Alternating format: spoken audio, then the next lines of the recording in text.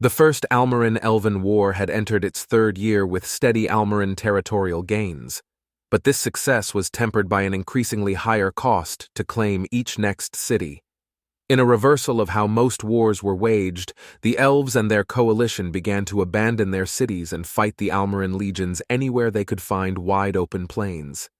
This reduced the Almoran advantages as excellent close-quarters siegers and maximized coalition cavalry effectiveness. But their numbers were still insufficient to actually halt the Almorans. This would soon change, however, as the new Kasurian king had spearheaded an effort to create a grand coalition armada to transport massive numbers of troops across the Banded Ocean from Myzenia to aid in the war effort. At the same time, the Almorans had made their first allies, the Insumultai Islanders, who began to help the Almorans build their first truly ocean-worthy ships. But their efforts would lag far behind the Koziorn's already well-established shipbuilding industry. There was no possible way for the Almorans to actively destroy or attack the Kasurian home islands, so another tactic was needed to slow them down. This is where Steve came in. As many historians can attest, international trade is an incredibly complex affair, where seemingly small events can spiral wildly out of control to impact economies on the other side of Talaron. Adventurers especially have been known to be massive actors of change on economies. Considering how delicate economies could be, it's no surprise that having a band of what are essentially armed, exceptionally skilled, treasure-hungry killers roaming around can be very bad for business, or very good for business. It all depends on what business one is in. This is part of the reason the Almoran military would take over all official adventuring duties on their territory in time. This is why most historians assume that Steve's journey to Kavika was little more than random chance, as is so often the case with adventures. But those people do not understand the mind of Consul Gaylord Julian Cox, nor do they know how instrumental the Archon of Magic at that time was in the Almoran war effort.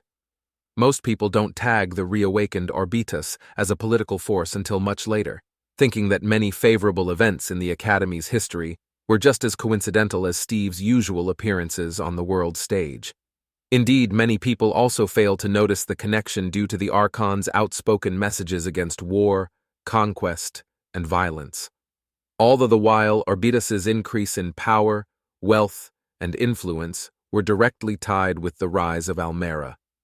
Of course, as is often pointed out, correlation does not necessarily mean causation, especially when Steve is mostly seen as the point of so very much causation throughout Talaron history at the time. This is precisely why he was so useful to various institutions at the time. Why attribute to malice what can instead be attributed to stupid adventurers? And Steve made such an easy scapegoat for the various Myzenian nations that no one saw a reason to look past him. This is part of why it's often so hard to split myth and legend from the man himself. For as hated as he is by some nations, he is at times equally beloved by towns within those same nations based solely on his actions when he visited over his infamous career. This is why it's so very important to explore his influence on the places he touches in the greater context of the history at the time. For no adventuring group acts within a vacuum, and no quest is without consequences. Which brings us to the continent of Kavika, and more specifically the nation of Estroko, an important nation along the Tusk coast and stopping point for ships crossing the Banded Ocean to Narmesia. It was for this reason Steve was sent there on a quest, or so he thought. But really this is a story about when Spellslinger starts a trade war. Steve's slumber was as peaceful as it usually was, just one of his dreams about flying around. He liked those dreams because there were less restrictions to flight in his dreams than actually using a flight spell. But even as he stretched his arms and flew across the land, something went wrong. A shadow fell across him first, then he suddenly plummeted towards the ground. He didn't panic, however, since he knew how these sorts of things usually went, and tried to take control of flight once more. But instead, just as he was about to hit the ground, the whole world seemed to suddenly shift and be above him, as if the world landed on him and not the other way around. He tried to get back up, but the weight of the world pressed down on him, heavy and constant. There was a deep rumbling noise that began to grow as well, like a heavy and constant wheezing.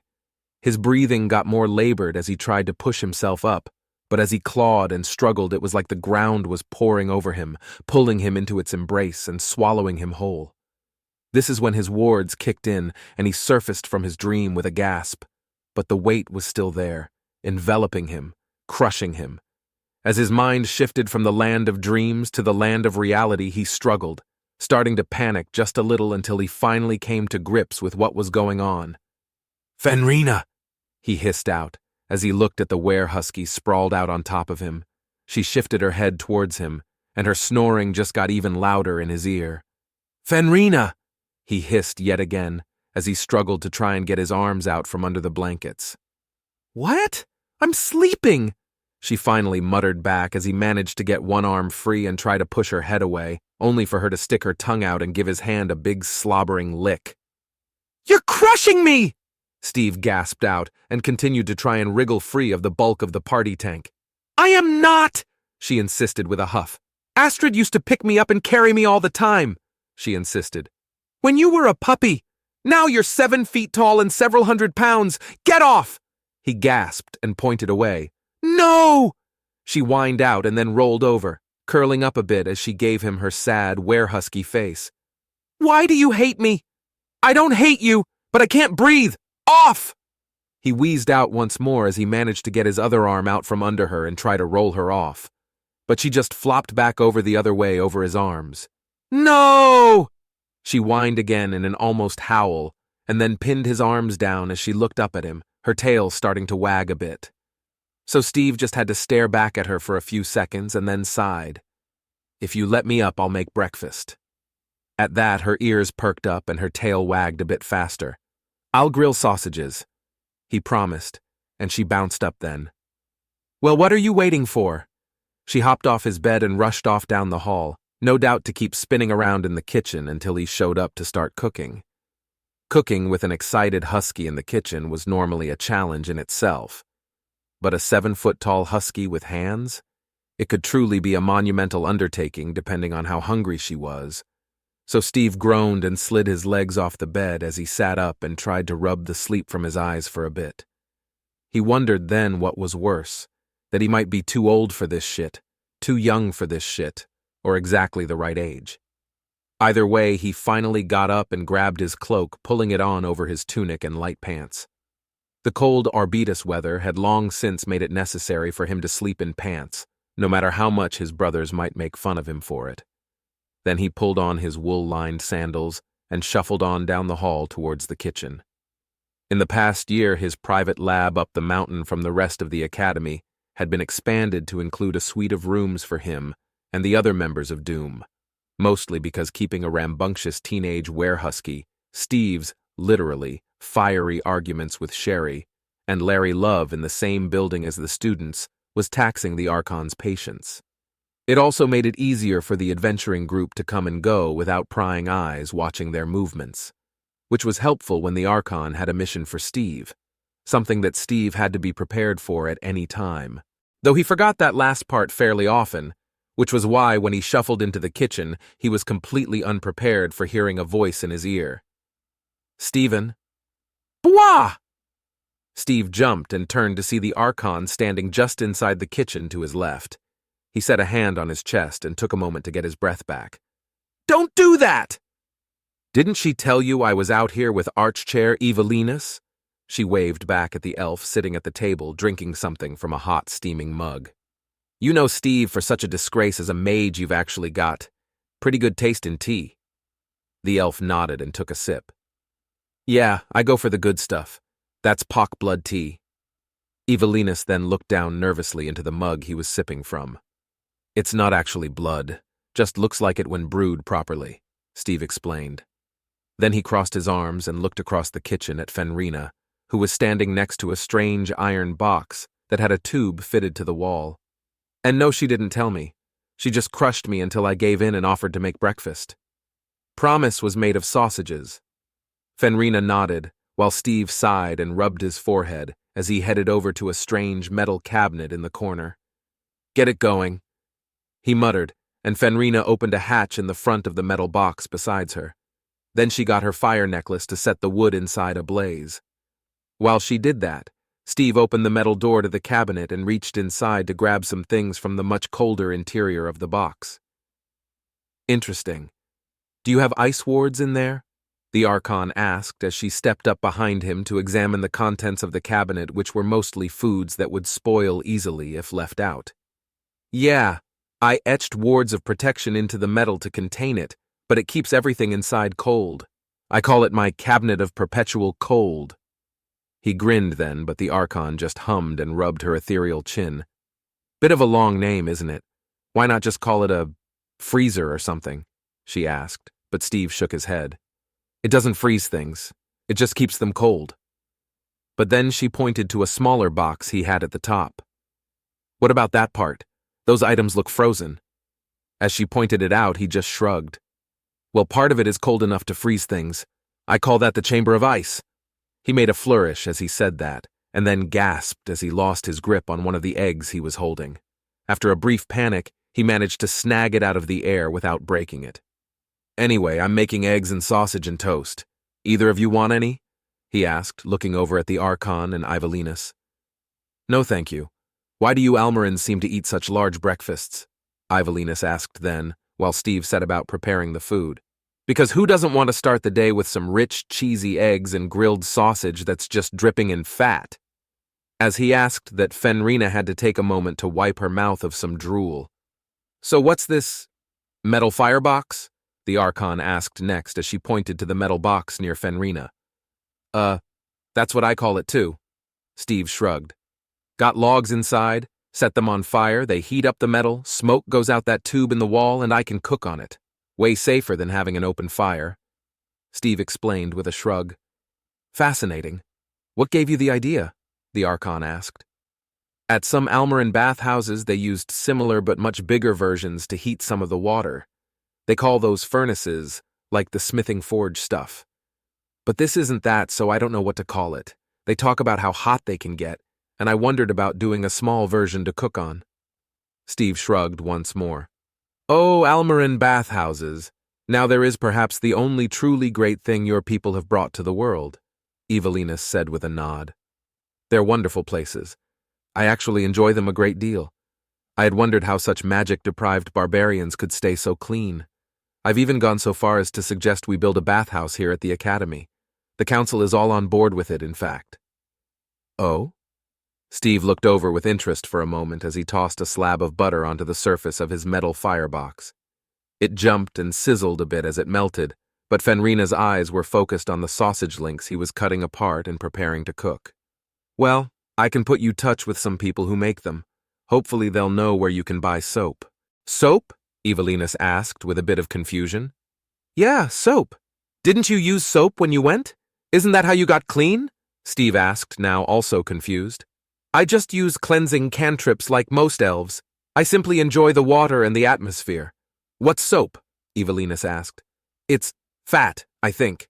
Steve frowned a little as he tried to remember. Fat? Evelinus asked, looking vaguely uneasy at the notion. Yeah, well, mostly. You rub it all over to help get dirt off, Steve mentioned. You rub fat all over yourself? That's disgusting. The elf looked entirely nauseated by the idea, but Steve shook his head. No, it's not just loose globs of fat. Behind him, Fenrina drooled a bit more. It's like compressed, and it's an alchemy type thing. It's more complicated than that. They press them into these sorts of bars. Whatever, when I show you, it'll make more sense. He promised and tossed the sausages onto the sizzling metal as Fenrina's tail began to wag. But besides that, are you sure it's a good idea to build a bathhouse here? I mean, considering most of the students are the same age. It's not like back home where you've got families to cut down on the naughty stuff. Both the Archon and Ivelinus gave Steve another very confused look. Because of how most cultures view public nudity? The Archon asked then. No. Well, yeah, that too. But I mean, Steve looked between them. Didn't you ever notice most bathhouses have dark alcoves in the very back? You know, far away from the shallow areas, for a bit of privacy away from prying eyes. He made a few odd gestures with his hands, then before it suddenly clicked for Ivelinus. Oh! "Oh!" the elf said as he went through several stages of suddenly understanding things. "Well, we had planned on fashioning some sort of swimming garments for people to wear. I suppose we'll adjust the design a little." "Is this why you guys came here this early?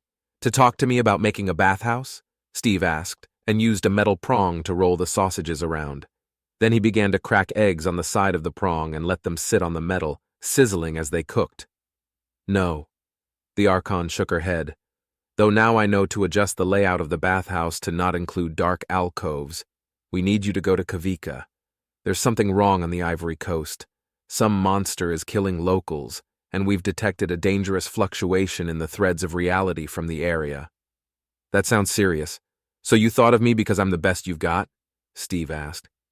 "More because before we send anyone valuable, we thought it would be best to send you, because you're dispendable." The elf frowned then. "Sorry I misspoke, I meant to say disposable. Although, now that I think about it, you're actually expendable as well. However you look at it, I don't care if you die." Steve rolled his eyes and shook his head a little as he used the metal prong to scrape the eggs up off the surface of the metal firebox and flip them over. "Gee, you're all hard, aren't you, Ives?" Steve muttered. "Get a plate," he said to Fenrina then, as he pushed the sausages around a little more. "What about the toast?" she asked, and he sighed before going back to his cabinet of perpetual cold and pulling out a loaf of bread from inside. He quickly cut off 2 pieces, buttering both sides before tossing them onto the hot metal. "Despite the Archchair's lack of concern for your well-being, I do think you're best suited for the task," the Archon said then. "You show great adaptability, and we need that right now. When can you assemble the others and get ready?" As she asked that, Steve thought it over, and then Fenrina stood by with a plate. He scraped the eggs off first, setting them on the big plate before arranging the sausages beneath them. Then he flipped over the bread to toast the other side a little. Once that was done, he quickly cut the top corners off so the toast formed little triangles. Once he set those on the plate, the food formed a rough image of a smiling husky, which made Fenrina smile in turn. "Okay, try to actually chew your food this time, and not just inhale it all." "I'll try," Fenrina said, though he doubted she would. Instead, he looked back over at the Archon and Evelinus as he thought about his day. "Well, I need to cook 3 more breakfasts, then wait for Larry to wander back up here, then drop into hell to grab Sherry. So, give me an hour?" he asked with a bit of a shrug.